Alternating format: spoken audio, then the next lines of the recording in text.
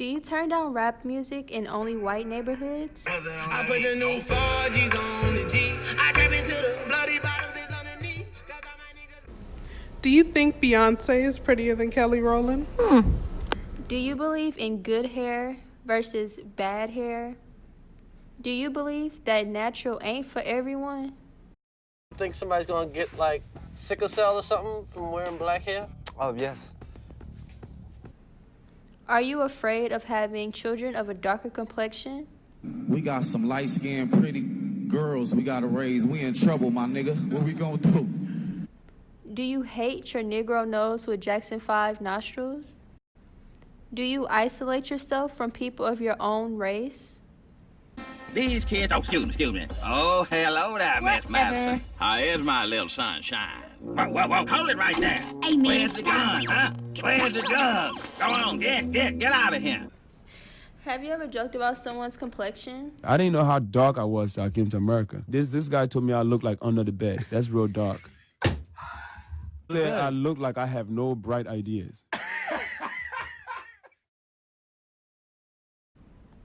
Do you wish you could change your Afrocentric features? Your lips, your nose, your skin?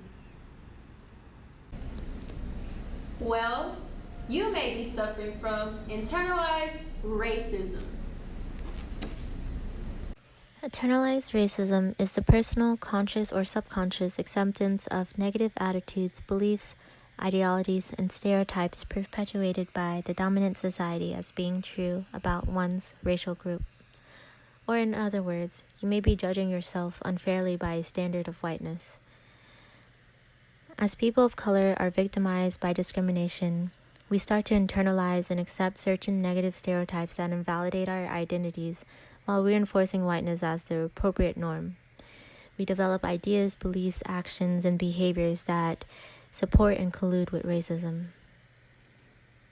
Some other complications or symptoms of internalized racism may include the following: stereotype threat, low self-esteem, self-hatred, colorism, feeling of helplessness, feeling of hopelessness. These symptoms are well portrayed in the character Uncle Ruckus in The Boondocks, which is an animated satire series offering a powerful critique of Black culture through the story of an average Black family living in a wealthy white neighborhood. Uncle Ruckus embodies an exaggerated form of internalized racism and self-hatred, so much so that he believes a delusion that he is not Black.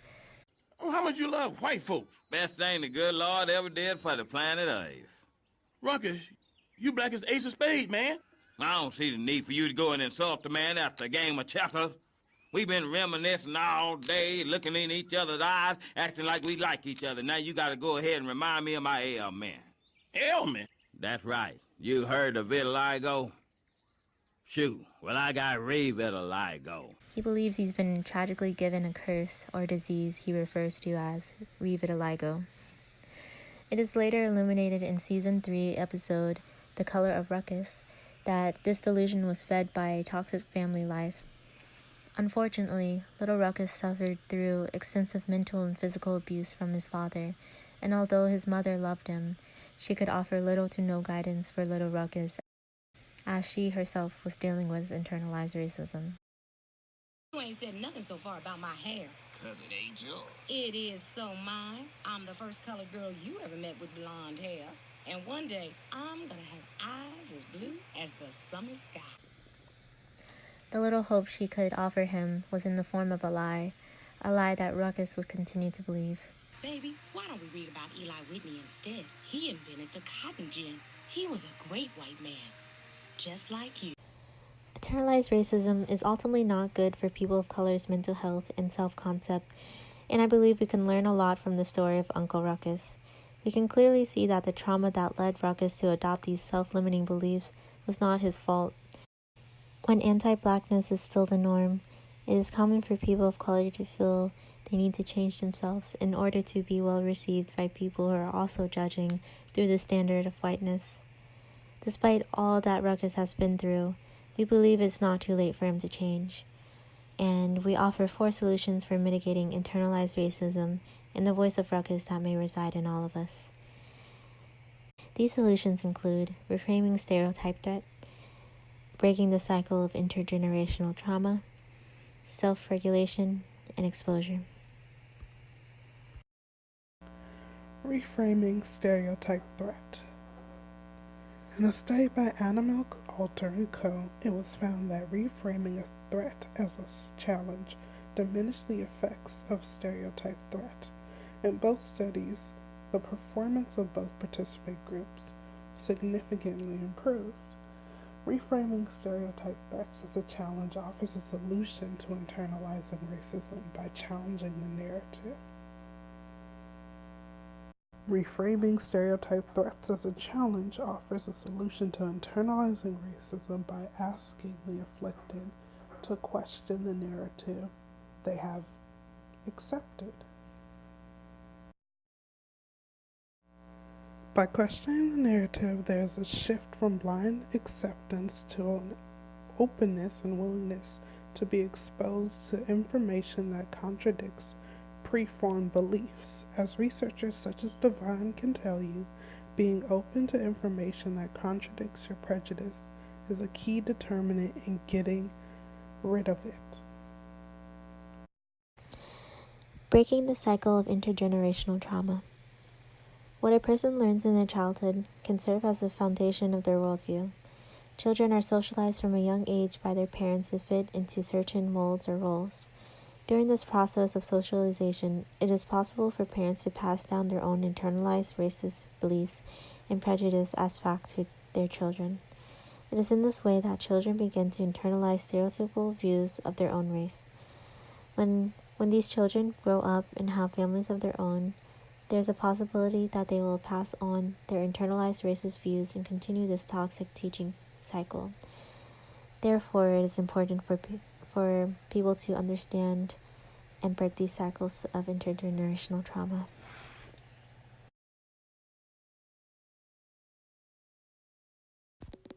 According to Monteith, people must be informed of the need and motivated to get rid of their biases. Self-regulation can positively affect how individuals are perceived by outgroups. Monitoring and paying attention to one's own reactions around outgroups will allow them to recognize their own biases. With consistency and persistence, self-regulation is an effective way of reducing prejudice.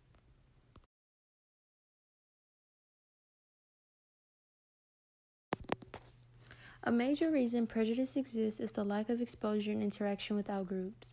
According to Alport in 1954, bringing differing groups together often improves in groups' attitudes. Reduction of prejudice can be accomplished by the groups having support and equal status in a situation. The groups must be working towards a common goal and have acquaintance potential. Intergroup contact will increase knowledge of outgroups and reduce negative responses. Leading people to engage in different behaviors will cause attitude change. As with any prescription, there will be wanted and unwanted side effects. The journey through confronting one's own internalized racism and finding acceptance will not be an easy one. However, this does not mean we shouldn't confront our demons. Whether you're starting a new job or meeting new potential friends, we are constantly presented with opportunities to explore change, foster self-acceptance, and practice presenting ourselves in a way that is authentically us, without the exhausting filtering and self-doubt. I hope you found something of this video of use, and we would like to leave you with this abbreviated excerpt of Malcolm X's 1962 speech. Who taught you, please, who taught you to hate the texture of your hair? Who taught you to hate the color of your skin to such extent that you bleach to get like the white man? Who taught you to hate the shape of your nose and the shape of your lips? Who taught you to hate yourself from the top of your head to the soles of your feet? Who taught you to hate your own kind? Who taught you to hate the race that you belong to? So much so that you don't want to be around each other. No, before you come asking Mr. Muhammad, does he teach hate, you should ask yourself who taught you to hate being what God gave you.